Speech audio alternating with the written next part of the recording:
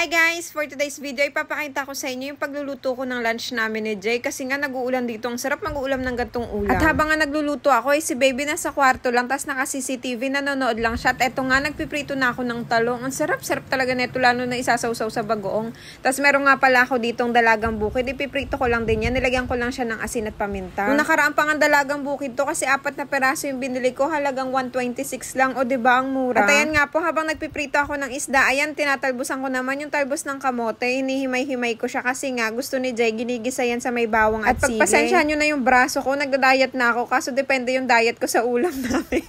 Pag gantong ulam, naku, walang diet talaga. Tapos naglaga din pala ako ng okra. Napagkakamala na naman nga akong buntis ngayon dahil ang laki ng tiyan ko. Ang takaw ko na kasi 54 kilo na ako. Dati, nasa 48, 49 lang ako. Ayan nga po pala si baby, tamang nood lang dyan sa taas namin sa kwarto. Tapos nalagi lang yung nakaplay yung CCTV para lagi ko siyang nache-check habang nagluluto ako. Mabuti nga tahimik lang si baby pag nagluluto ako at nanonood lang siya ng TV. Hindi siya palikot-likot kung anong pinagagawa niya. Doon lang siya, stay lang siya sa isang lugar. Hinihintay niya lang ako matapos. Luto na nga rin po pala tong talong kaya hanguin ko na siya. Ang ganda nga na itong kawali ko kasi kahit kaunting mantika, hindi siya matakaw sa mantika kahit talong lulutuin mo.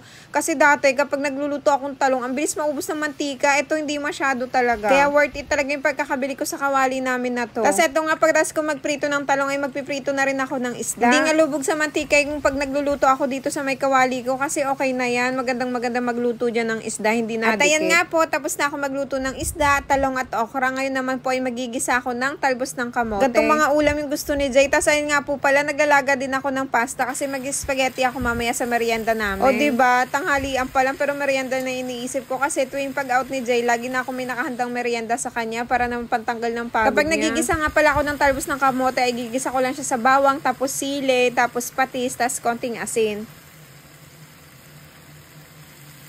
Saglitang luto lang din po talaga yung ginagawa ko sa talbos ng kamote para hindi siya yung mag-brown, ma-overcook. Gantong mga ulam nga lang yung gusto ni Jay, yung mga simple lang, katulad ko, simple lang.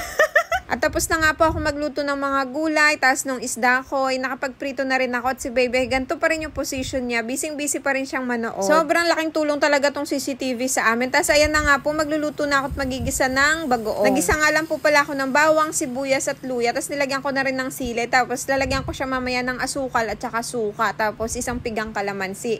Tapos mamaya, magpipiga din ako ng kalamansi pagka naluto na siya para mas masarap. O diba, hindi mo akalain na sa ibang bansa kapag ganito yung ulam mo, napakasarap talaga at mapapa-extra rice ka. Sirang-sira ang diet mo. At habang bino-voice over ko nga to, naku, naglalaway din talaga ako. Gusto kong kumain na naman. Kaya yung diet ko talaga depende sa ulam namin. Hanggang dito na lang. Salamat sa panonood. Please don't forget to like and follow our Facebook page po, pati yung YouTube channel. Bye-bye!